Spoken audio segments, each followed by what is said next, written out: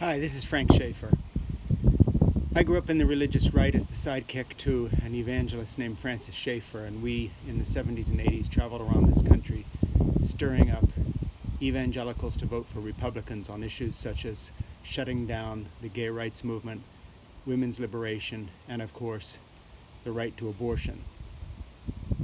I fled the evangelical far right a long time ago, wrote a memoir called Crazy for God explaining why I left, and most recently kind of summed up my own point of view in a little book called Why I Am an Atheist Who Believes in God.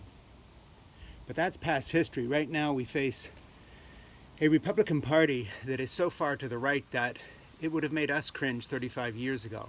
We never would have believed where it was all going to go.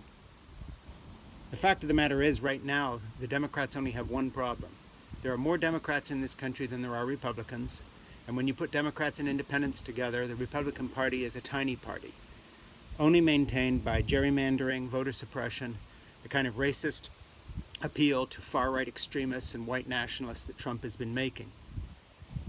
And that's to say that if the Democrats don't create a blue wave in November and sweep away this filth of a man that we call president right now, and his misogyny, and his mocking a woman who was assaulted when she was 15, and mocking a handicapped person, and mocking the mother of a soldier who was killed in combat.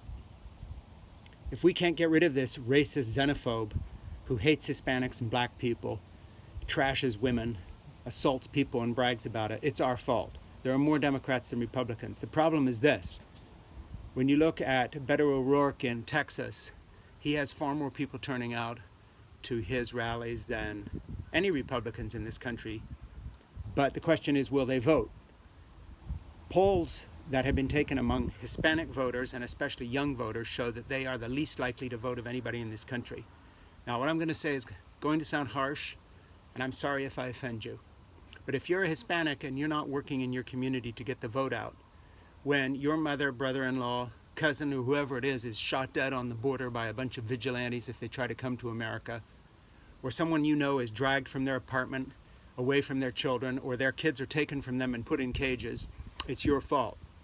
It's your fault because if all the Hispanics in this country who support Democrats got out and actually voted, we would have a blue wave. And I want to say this to younger voters who are apathetic. Look up from your cell phone once in a while and gaze into the future, and I'll tell you what you see if the Republicans come. A total reversal of women's rights, a total reversal of gay rights, the end of the economy as you understand it, a world in which only billionaires get ahead, and your dreams will wither on the vine. If you think you have problems now, you just wait. The world you will bring to pass by not voting is a catastrophe of your making.